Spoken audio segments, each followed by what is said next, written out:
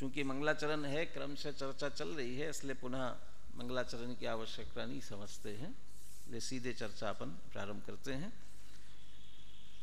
बोलिए 49वीं गाथा और पद्यानुवाद बोलिए।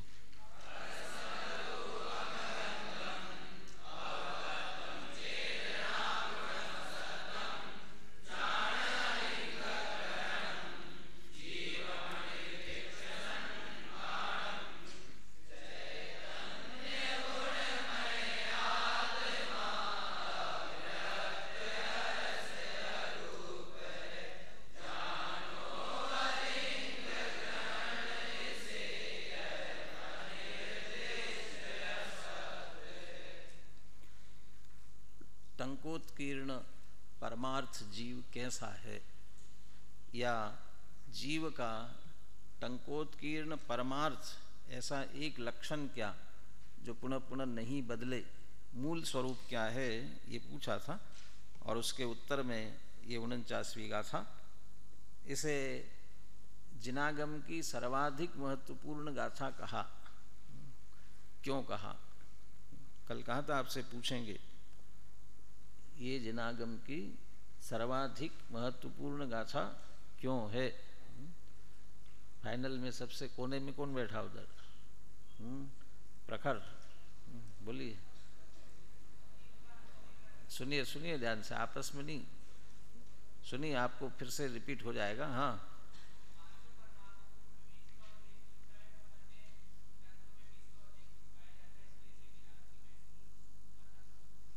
ये सामान्य हो गया, विशेष करो। सामान्य कथन किया चालाकी से, पांचों परमागम में भी है और अन्यत्र भी मिलती है।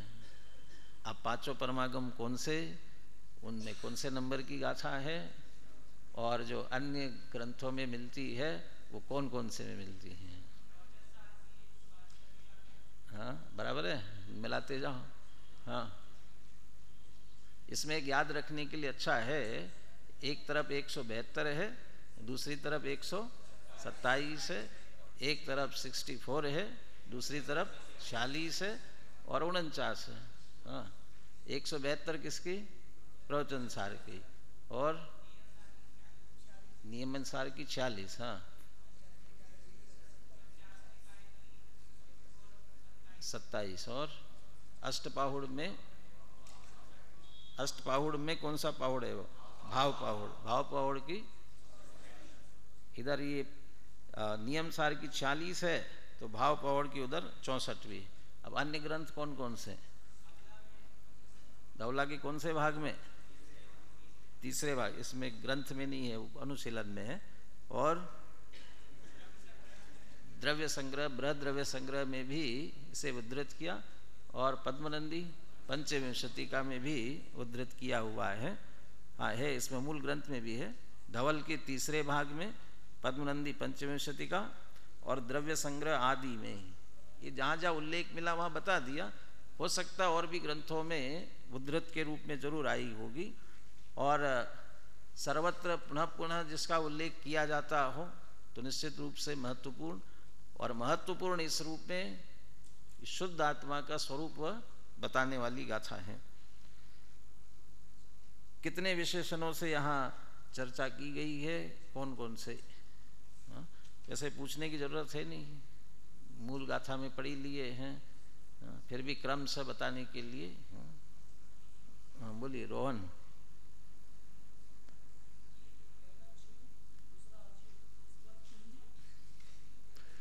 ये अभी सुबह की कक्षा में चल रहे हैं अभी। हाँ, अरे दूसरा क्यों बता रहे हैं अभी? हाँ हाँ,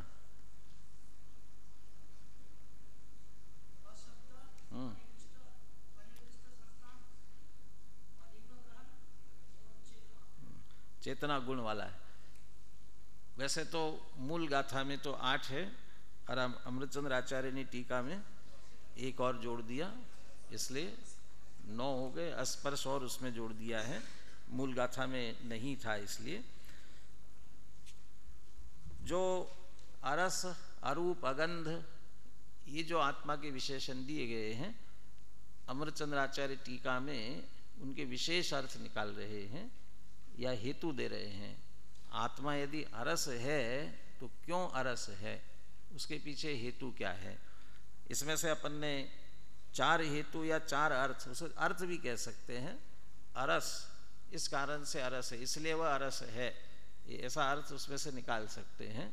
तो 4 की अपन ने चर्चा की थी, तो 4 दोहराते हैं पहले। बोलो, ये अच्युतकांत बता रहे हैं, ध्यान से सुनिए। हाँ,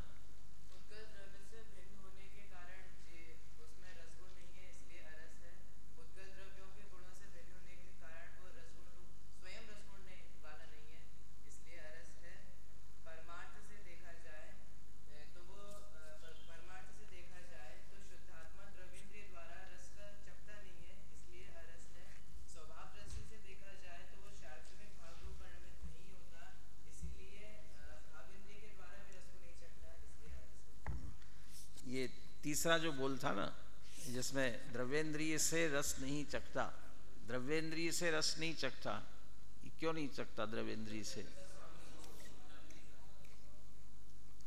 इसमें अनुशीलन में थोड़ा निकाल लीजिए, विशेष जो बात इसमें से निकाली, इन प्रारंभ के खास करके 3 बोलों से, जो तीन बोल कहो या 3 हेतु कहो, उसमें से पुद्गल द्रव्य से भिन्नता सिद्ध की गई है या पुद्गल द्रव्य से एकत्व ममत्व छुड़ाया है, एकत्व और ममत्व छुड़ाने का प्रयास किया है। ये पूरा होने के बाद 5 की विशेषता है।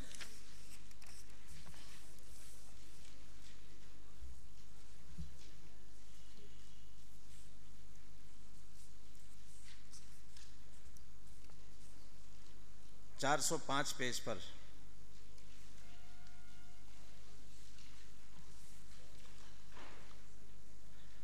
अरस आदि 4 विशेषणों के प्रथम अर्थ में यह कहा गया है कि पुद्गल द्रव्य से भिन्न होने के कारण आत्मा में, ये एक साथ सभी विशेषणों पर घटित किया।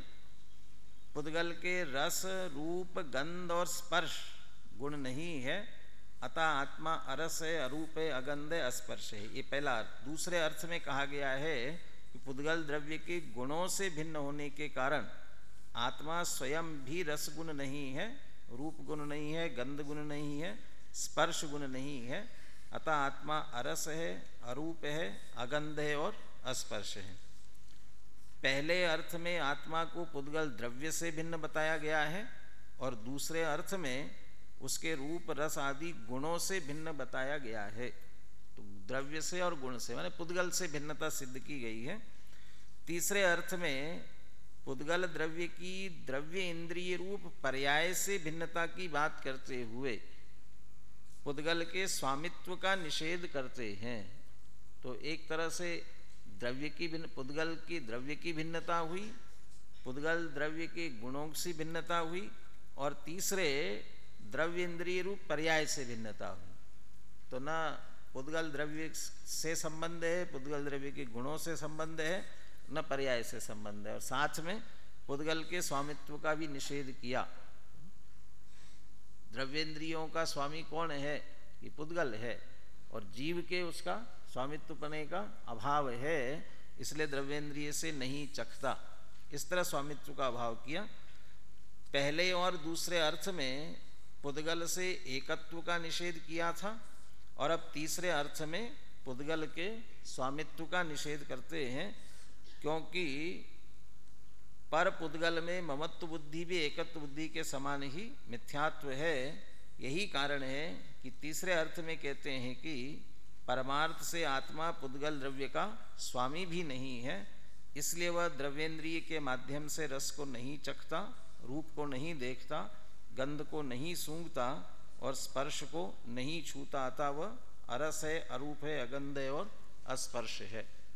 इस तरह से प्रारंभ के 3 विशेषणों से पुद्गल से एकत्व और ममत्व, स्वामित्व छुड़ाया गया है। अब चौथे विशेषण, चौथे की चर्चा भी अपन कल कर चुके थे।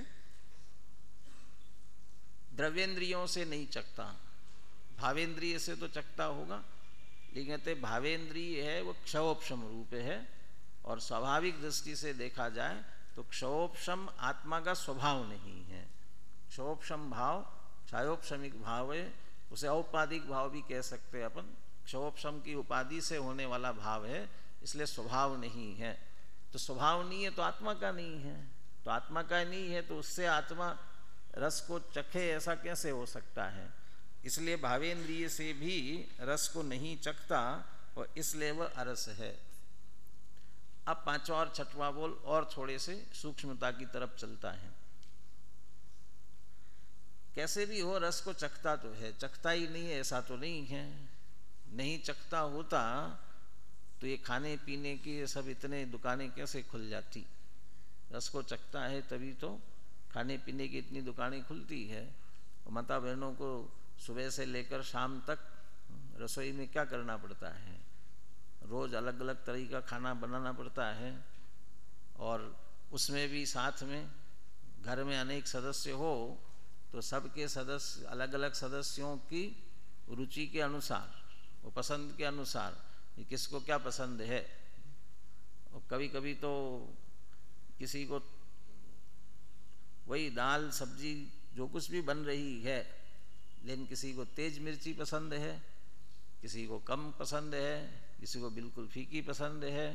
अब क्या किया जाएगा? अब उसके हिसाब से कुछ न उपाय निकालते हैं। तो ये सभी रस की विभिन्नता है, और रस को चखते हैं।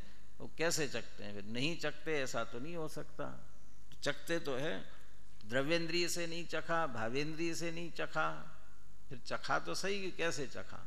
और यदि चख रहा है तो संबंध तो हो गया, तो चखने वाला हो गया, चखने वाला हो गया तो रस वाला हो गया।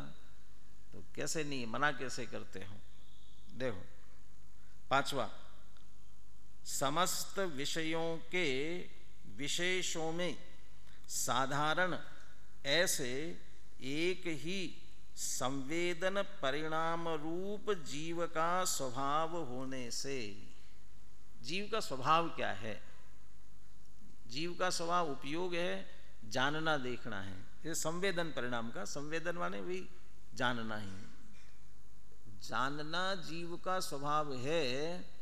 अब इसके सामने प्रश्न खड़ा करो, किसको किसको जानना स्वभाव है? किसको जानना? स्वभाव की बात कर रहे हैं। रसनेन्द्रिय की बात की जाए, रसनेन्द्रिय का स्वभाव जानने का, जानने की तरफ से बात करें, रसनेन्द्रिय का स्वभाव जानने का है। ये चक्षुरेंद्रिय का स्वभाव जानने का है। लेकिन यहाँ ये प्रश्न खड़ा किया जाए, चक्षुरेंद्रिय का जानने का स्वभाव किसको, रसनेन्द्रिय का जानने का स्वभाव किसको? तो उसमें तो उत्तर निकलेगा, रसनेन्द्रिय का स्वभाव यदि जानने का है तो रस को जानने का है। चक्षुरेंद्रिय का स्वभाव जानने का है, वह रूप को जानने का है। लेकिन जीव का, आत्मा का या ज्ञान का, ज्ञान की बात भी करें, जीव की बात करें, तो जीव का जानने का स्वभाव है तो किसको? क्या उत्तर आएगा? जीव का स्वभाव जानने का तो किसको जानने का है? किसको जानने का? किसको? स्वपर प्रकाशक है, स्व और पर को। तो पर को माने किसको? पर में माने किसको? पर को माने किसको?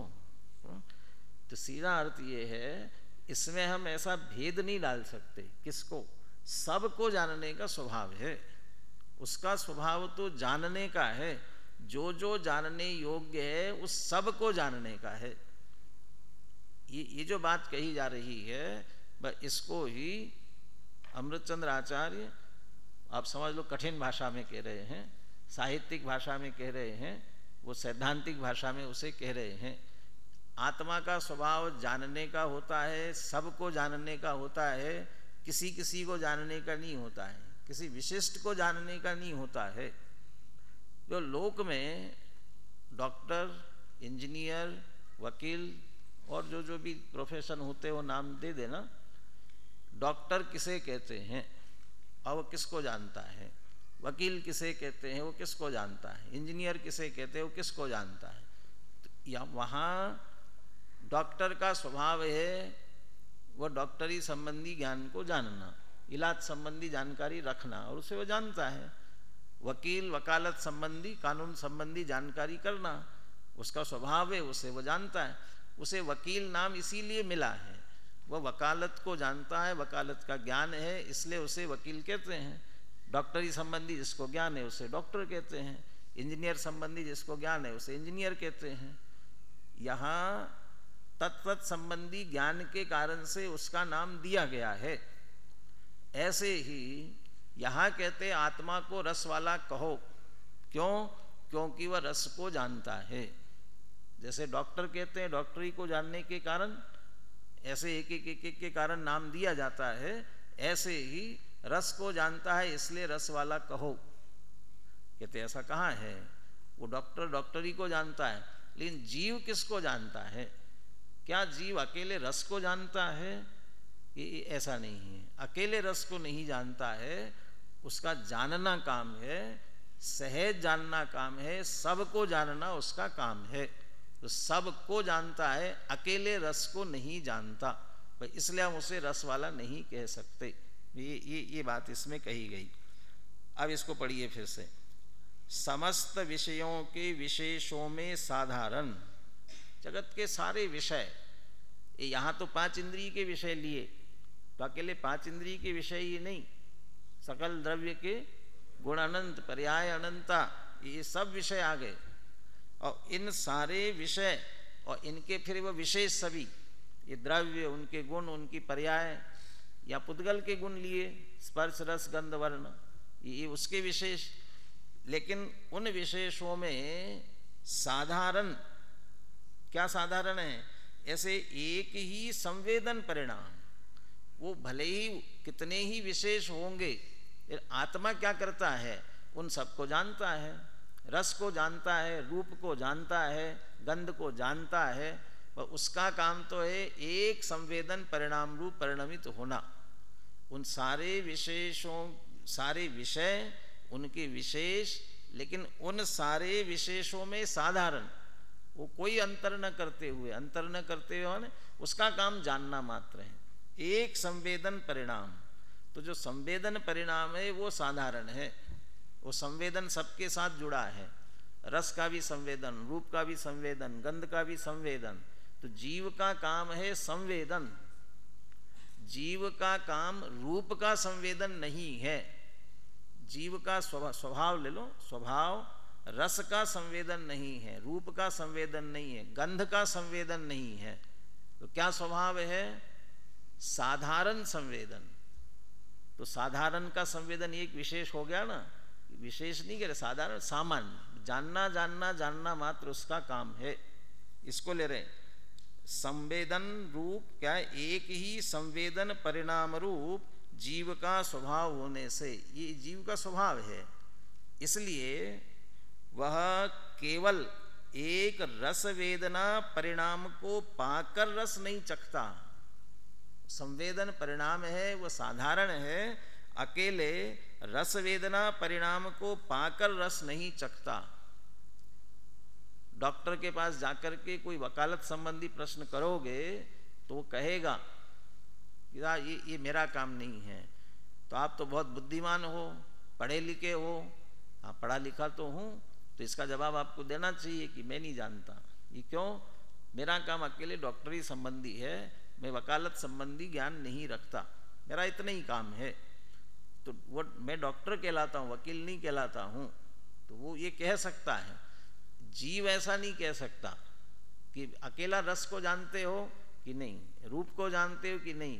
तो स्वभाव क्या है कि सबको सहज जानना, ये एक संवेदन परिणाम, और उस संवेदन परिणाम के कारण से वह सबको जानता है, अकेले रस को नहीं जानता।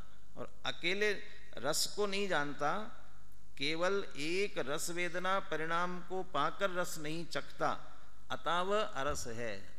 अकेले रस को जानने वाला होता तो उसे रस वाला कहा जा सकता था, लेकिन ऐसा नहीं है, इसलिए वह रस वाला नहीं कहलाता, अर्थात वह अरस है। वो ऐसा हर एक बोल में लगाना है।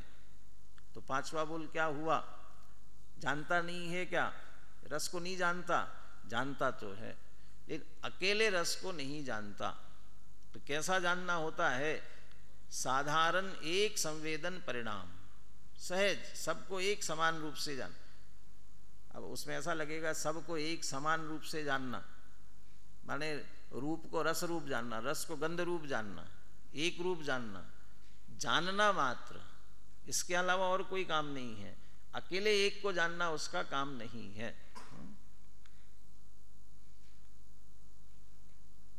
पांचवें बोल की चर्चा हो गई, इसलिए वह अरस है। अब छठा बोल थोड़ा और सूक्ष्मता में जाते हैं। अब कैसे भी हो लेकिन जान तो लिया ही ना, रस को जाना। वो अकेले नहीं जाना, सबको जाना, उसमें रस तो आ ही गया जानने में, किसी न किसी रूप में रस तो जानने में आ ही गया। तो थोड़ा सा वो जैसे उंगली पकड़ करके पोछा पकड़ते हैं ना, तो थोड़ा सा जानना स्वीकार हो गया तो हम रस से संबंध स्थापित कर लेंगे। तो अब एक और तर्क उसके लिए देते हैं, ये अंतिम बोल। समस्त गेयों का ज्ञान होने पर भी सकल गेय ज्ञायक के तादात्म्य का निषेध होने से रस के ज्ञान रूप में परिणमित होने पर भी स्वयं रस रूप परिणमित नहीं होता, अतः अरस है। ये तो ऐसे सरल है, वैसे कठिन नहीं है, ज्यादा सीधा है। लेकिन यहां एक फर्क आ गया। ऊपर ये लिया था केवल एक रस वेदना परिणाम को पाकर रस नहीं चखता, अकेले रस वेदना को पाकर के रस नहीं चखता, जानता है, तो जानने को स्वीकार किया था। या ये कहो कि रस को नहीं चखता, ऐसा कह करके जानने का भी निषेध किया। लेकिन यहाँ कह रहे हैं रस के ज्ञान रूप में परिणमित होने पर भी, आप कह रहे हैं हाँ रस को जानता है। तीसरे बोल में कह दिया था द्रव्येंद्रिय से रस को नहीं चखता, चौथे बोल में कहा था भावेंद्रिय से रस को नहीं चखता, पांचवें बोल में कहा अकेले रस वेदना परिणाम को पाकर रस को नहीं चखता। माने तीसरे चौथे और पांचवें बोल में कहा रस को नहीं चखता, लेकिन छठवें बोल में कह रहे कि नहीं चखता तो है, चखता। रस को चखने का मतलब है रस को जानना, तो रस को जानता तो है, तो आप जानता है स्वीकार कर लिया ना, तो अब तो रस से संबंध हो गया। परंतु टोडरमल जी का परंतु लगाओ, मना कहाँ कर रहे कि रस को जानता तो है, परंतु ये कैसे जानता है? रस के ज्ञान रूप में परिणमित होने पर भी स्वयं रस रूप परिणमित नहीं होता। जानने का कहाँ निषेध कर रहे, जानता है, लेकिन जानने पर रस वाला हो जाए ये कहाँ से आया? जानने पर भी स्वयं रस रूप परिणमित नहीं होता। ये क्यों नहीं होता? जान लिया तो रस रूप परिणमित होना चाहिए कि नहीं? वो जानने की जो प्रक्रिया है, दो द्रव्यों का जो संबंध है, जानने में आने वाला गेय, जानने वाला ज्ञायक, ये इनके जो गेय ज्ञायक संबंध है, इसकी क्या विशेषता है? वो विशेषता पहले बता दी। समस्त गेयों का ज्ञान होने पर भी सकल गेय ज्ञायक के तादात्म्य का निषेध होने से, ये समस्त गेयों को जानना, ये तो ज्ञान का स्वभाव है, स्वरूप है, सबको जान सकता है और सबको जानता है, इसलिए वो ज्ञायक है, और जो उसके जानने में आने वाले वे सब गेय है। तो ये जो गेय ज्ञायक है, ऐसा परस्पर गेय ज्ञायक होने पर भी उन सारे गेय ज्ञायक के तादात्म्य का निषेध है। कोई भी गेय ज्ञायक के साथ तादात्म्य नहीं होता, ज्ञायक किसी भी गेय के साथ तादात्म्य नहीं होता। इसमें एक थोड़ा सा एक अंतर रखना इसमें से। अभी कहीं चर्चा आ रही थी, मेरे ख्याल से प्रवचन सार के जो अभी मंगलाचरण पढ़ रहे थे ना, उसमें बात आई थी, आत्मा माने जगत के सब पदार्थ गेय है, और आत्मा क्या है? वो ज्ञान भी है और गेय भी है। ये बात थी मंगलाचरण में कहीं, दोबारा अभी आप जब पढ़ो तब ध्यान देना उस पर। माने ये स्व पर में पर तो गेय अकेला, और स्व जो है वो कैसा है? वो ज्ञान भी है और गेय भी है, ये स्व के संदर्भ में। अब ये स्व जो है ना, वो गेय है और ज्ञायक है, और बाकी जगत के सब पदार्थ क्या है? वो गेय है मात्र, ज्ञायक नहीं है। अब स्व है वो गेय भी है और ज्ञायक भी है। अब ये तथ्य उस पे घटित नहीं हो पाएगा। कौन सा? सकल गेय गायक के तादात्म्य का निषेध होने से, तो सर्वत्र गेय गायक के तादात्म्य का निषेध है, तो जो स्वगेय और स्वगायक, क्या इसमें तादात्म्य नहीं है क्या? स्वगेय और स्वगायकपना, मैं ही मेरा गेय, मैं उसका गायक, इसमें तादात्म्य नहीं है क्या? तो इस स्वपने को अलग रखना, या गेय कह करके अन्य गेयों की ही बात लेना, स्वगेयपना मत लगाना उसमें। तो स्वगेय के साथ तो हमेशा तादात्म्य रहेगा, ये परगेय की बात है। परगेयों को कितना भी जाने तो भी मात्र उनका जानने वाला रहेगा, उनके साथ तन्मय तादात्म्य नहीं होगा।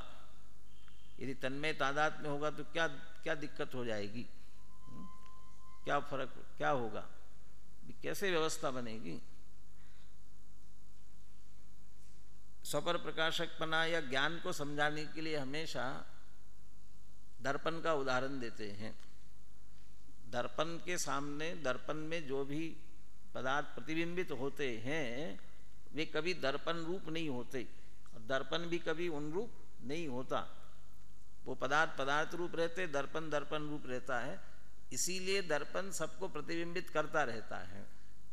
यदि दर्पण में प्रतिबिंबित होने वाले पदार्थ यदि दर्पण रूप हो गए या दर्पण उन रूप हो गया, तो प्रथम बार जिसे प्रतिबिंबित करेगा बस उसको प्रतिबिंबित कर सकेगा, फिर और किसी पदार्थों को प्रतिबिंबित नहीं कर सकेगा। पहली बार दर्पण में कोई भी सामने वाला पदार्थ था, वो प्रतिबिंबित हुआ, अब वो दर्पण रूप हो गया।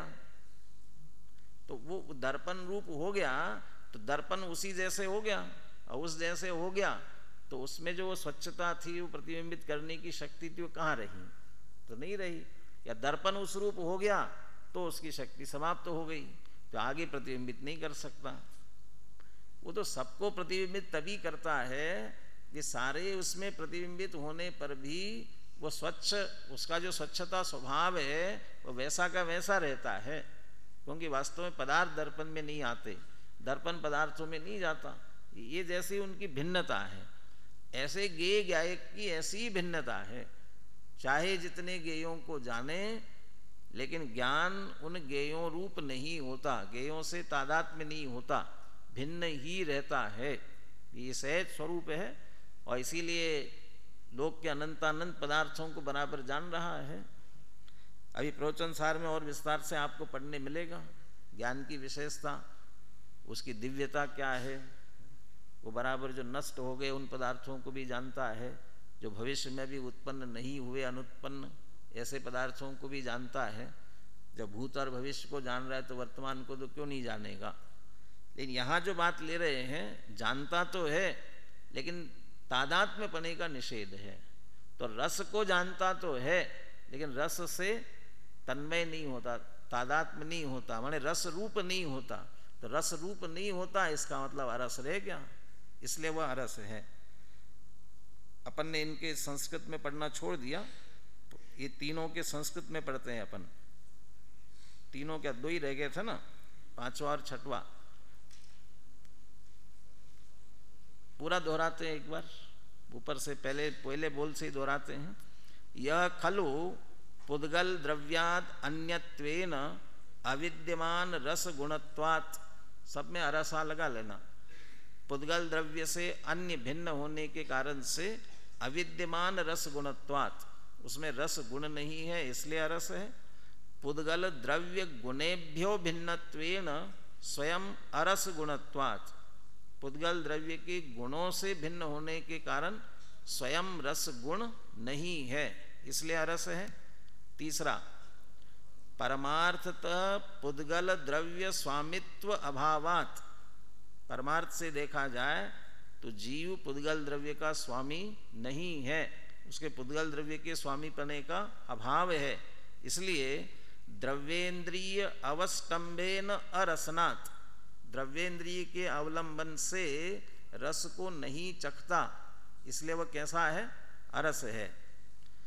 स्वभावतः क्षयोपशमिक भाव अभावात्, स्वभाव की दृष्टि से देखा जाए क्षयोपशम उसका स्वभाव नहीं है, अल्पज्ञता स्वभाव नहीं है, या भेद करके, ये गुरुदेव का उद्धरण भी अभी पढ़ेंगे अपन, ये 3 बोलों की सूक्ष्मता गुरुदेव ने किस तरह से व्यक्त की है उसे भी अपन अभी पढ़ते हैं। क्षयोपशमिक भाव का अभाव होने के कारण से भावेंद्रिय अवलंबेन अरसनात्, भावेंद्रिय के अवलंबन से रस को नहीं चखता, इसलिए अरस है। अब 2 बोलों पर ध्यान देना है आपको। सकल साधारण एक संवेदन परिणाम स्वभावत्वात्, जीव का स्वभाव क्या है? सकल साधारण एक संवेदन परिणाम, ये स्वभाव है। समस्त जितने गेय, जितने विषय, उन सब में एक साधारण संवेदन, जानना जानना जानना, ये स्वभाव है उसका। एक संवेदन परिणाम स्वभावत्वात् केवल रस वेदना परिणाम आपन्नत्वेन अरसनात्, केवल रस वेदना परिणाम आपन्न माने अकेले रस वेदना परिणाम को आपन्न माने प्राप्त होकर, अरसनात् रस को नहीं चखता, अकेले रस वेदना परिणाम को पाकर वह रस को नहीं चखता, तो क्या करता है? जैसे सबको जानता है वैसे रस को जानता है, इसलिए वो सामान्य हो गया। जैसे आपके क्रिकेट में होते हैं ना, जो बॉलिंग में विशेष होता है वो क्या कहलाता है? बॉलर कहलाता है। बैटिंग में होगा तो बैट्समैन कहलाएगा। तो ऐसा एक एक नाम देंगे। और अब सब में होगा तो आप क्या कहोगे उसको? अब ऑलराउंडर है वो बैट्समैन है कि नहीं, बॉलर है कि नहीं है, तो उसको एक एक नाम दोगे तो उसकी विशेषता खत्म हो जाएगी, इसलिए वो उसको तो आपको सब कहना पड़ेगा। ऐसे आत्मा ऑलराउंडर है, रस वाला नहीं है अकेला, रूप वाला नहीं है अकेला, वो ऑलराउंडर है। तो ऑलराउंडर है इसलिए उसको रस वाला नहीं कह सकते हो, अकेले रस को नहीं चखता है। केवल रस वेदना परिणाम आपन्नत्वेन अरसनात्, वो इसलिए वह अरस है। अब अंतिम, सकल गेय ज्ञायक तादात्म्यस्य निषेधात्, समस्त गेय गायक जो तन्मय पने का निषेध है, सकल गेय गायक तादात्म्यस्य निषेधात् रस परिच्छेद परिणतत्वे अपि, ये शब्द आपको अमृतचंद्र आचार्य के समझना पड़ेंगे। रस परिच्छेद परिणतत्वे अपि, परिच्छेद माने ज्ञान, रस परिच्छेद माने रस के ज्ञान रूप से परिणत होने पर भी, रस परिच्छेद परिणतत्वे अपि, रस के परिच्छेद माने जानने रूप से परिणत होने पर भी स्वयं रस रूपेण अपरिणमना, स्वयं रस रूप परिणमित नहीं होता, इसलिए वह कैसा है? अरस है। इस तरह से 6 विशेषताओं के माध्यम से, 6 हेतुओं के माध्यम से आत्मा अरस है, ये बात सिद्ध की गई है। जो क्षयोपशमिक भाव से लेकर के आगे, भावेंद्रिय से लेकर के आगे जो विशेषता ली गई है, उसमें जो गुरुदेव ने सूक्ष्मता की बात की है उसे थोड़ा अपन यहाँ से पढ़ते हैं। 405 पेज पर पढ़ रहे थे ना अपन।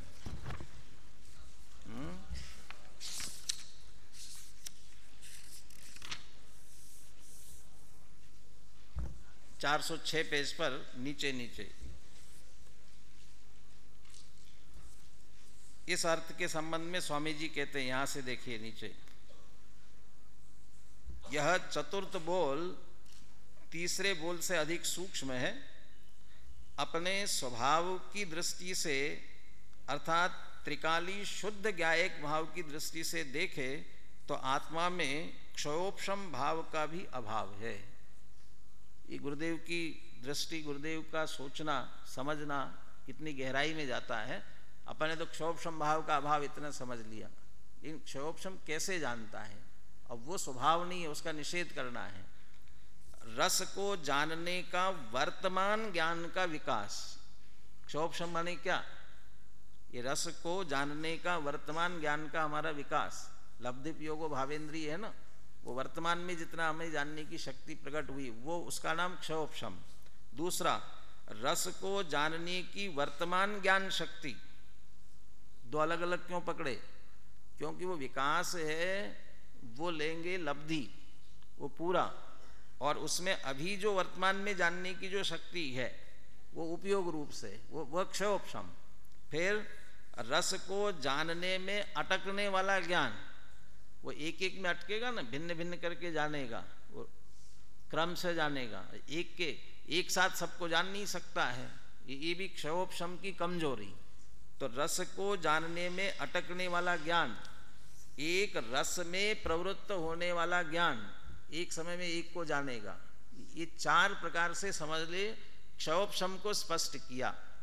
क्षयोपशम की कमजोरी समझो, या क्षयोपशम की विशेषता समझो। वर्तमान ज्ञान का विकास, वर्तमान में उसको उसके जानने में प्रवृत्त होना, तीसरा उसमें अटकना, और अकेले एक को, रस को जानते समय रस को जानना, ये जो क्षयोपशम, ये सब क्षयोपशमिक भाव है। इनका भी परमार्थ दृष्टि से आत्मा में अभाव है। क्यों अभाव है? क्योंकि स्वभाव क्या है आत्मा का? क्योंकि आत्मा का स्वरूप परिपूर्ण ज्ञान है, सर्वज्ञत्व शक्ति, ज्ञान शक्ति। इस स्वभाव की दृष्टि से देखा जाए तो अल्प ज्ञान का इसमें अभाव है। चैतन्य आत्मा पूर्ण ज्ञान की मूर्ति है, अतः अपूर्ण ज्ञान भी उसका नहीं है। तो क्षयोपशम उसका नहीं है, और भावेंद्रिया क्षयोपशम रूप है, तो क्षयोपशम उसका नहीं है, भावेंद्रिया उसकी नहीं है, तो उसके माध्यम से रस को कैसे चखेगा? इसलिए वह अरस है। ये कौन सा था? चौथा बोल था ना। अब पांचवें अर्थ को क्या स्पष्ट करते देखिए। आत्मा अखंड ज्ञायक, पांचवें में बोल क्या था पहले वो ध्यान में लो। पांचवें बोल में क्या लिया था? अकेले रस वेदना परिणाम को पा करके रस को नहीं चखता है, साधारण परिणाम है उसका, सबको सहज जानने का, एक साधारण संवेदन परिणाम। आत्मा अखंड ज्ञायक भाव रूप वस्तु है, वह पांचों इंद्रियों के विषयों को अखंड रूप से जानने वाला है। ये तो एक एक खंड खंड पड़ता है, ये तो कमजोरी है, ये स्वभाव नहीं है उसका। मात्र एक इंद्रिय के विषय को वेदन करना अथवा उसे जानना आत्मा का स्वभाव नहीं है। पांचों इंद्रियों के ज्ञान का संवेदन एक साथ आत्मा को हो, यह आत्मा का स्वभाव है, एक साथ जाने। इस कारण वह एक रस वेदना परिणाम को पाकर, अर्थात मात्र एक रस के ही ज्ञान को प्राप्त करके रस को नहीं चखता, अतः आत्मा कैसा है? अरस है। यानी सबको जानने का उसका स्वभाव है, किसी एक विशेष को जानने का उसका स्वभाव नहीं है। छठवें को भी देख लीजिए 408 पेज पर, बाकी बीच में जो आप पढ़ लेना और स्पष्टीकरण के लिए। छठवें अर्थ को स्वामी जी इस प्रकार स्पष्ट करते हैं, देखो संपूर्ण विश्व ज्ञेय है और भगवान आत्मा ज्ञायक है। सभी ज्ञेयों को जानने की भगवान आत्मा की सामर्थ्य है, इसलिए ज्ञेय ज्ञायक संबंध का व्यवहार होने पर भी ज्ञेय ज्ञायक के तादात्म्य अर्थात एकत्व का निषेध तो है ही। ज्ञेय को जानते हुए भी ज्ञायक ज्ञेय रूप नहीं होता। रस तो ज्ञेय है और आत्मा उसे जानने वाला ज्ञायक है। रस रूप ज्ञेय को जानते हुए भी आत्मा का ज्ञान ज्ञेय रूप या रस रूप नहीं होता। ज्ञान ज्ञान रूप रहता है और रस रस रूप रहता है। रस का ज्ञान ज्ञान का ही परिणमन है, वह ज्ञान के ही कारण है, रस के कारण नहीं है। इसलिए रस को जानते हुए भी वह रस रूप से परिणमित नहीं होता। इस तरह से वह इन 6 प्रकार के हेतुओं से, 6 प्रकार के कारण से आत्मा कैसा है? अरस है। ये एक अरस इस विशेषण पर घटित किया है। अब बिल्कुल इसी क्रमशः अरूप, अगंध और अस्पर्श पहले लगाना, अस्पर्श और फिर अशब्द, ये इस क्रम से। इसमें अस्पर्श में थोड़ा सा अंतर आएगा, ये कल अपन इसकी चर्चा करेंगे। अस्पर्श में थोड़ा सा अंतर आएगा, अस्पर्श में आएगा नहीं, अशब्द में, अशब्द में आएगा, है ना, अस्पर्श में नहीं, अशब्द में। क्योंकि स्पर्श रस गंध वर्ण ये गुण है और शब्द है वह पर्याय है। इसलिए ये जो गुण शब्द का प्रयोग कर रहे हैं ना, पुद्गल द्रव्य से भिन्न होने के कारण जीव में रस गुण नहीं है। जब शब्द की बात आएगी तो गुण की जगह पर्याय शब्द का प्रयोग करेंगे, इतना सा अंतर होगा। बाकी चारों बिल्कुल एक से। कौन कौन से? अरस वाली बात हो गई, अरूप, अगंध, अस्पर्श और अशब्द। ये चार विशेषण के 6 हेतु बिल्कुल इसी क्रम से है। कल इनको सिर्फ अपने को दोहराना है और ये दोहराना आपके माध्यम से होगा। इसलिए आप अरस पर अच्छी तरह से पढ़ करके आना, सोच करके आना, एक दूसरे को बता करके आना। तो आपको ही घटित करना है। अब जैसे अरस के 6 बोल बताए गए हैं, ऐसे अरूप के 6 बोल बताओ। तो आपको स्वयं को अरूप के 6 बोल बताना है। ऐसा नहीं करेंगे अपन जैसे अरस पर घटित किया है उसी तरह से अरूप, अगंध इनको भी पढ़ लेना, ऐसा नहीं करेंगे। अपन उसे पढ़ेंगे, यहाँ पर इतने विस्तार से नहीं पढ़ेंगे, सिर्फ एक बार दोहराएंगे, फिर अव्यक्त पर विशेष चर्चा करेंगे आगे।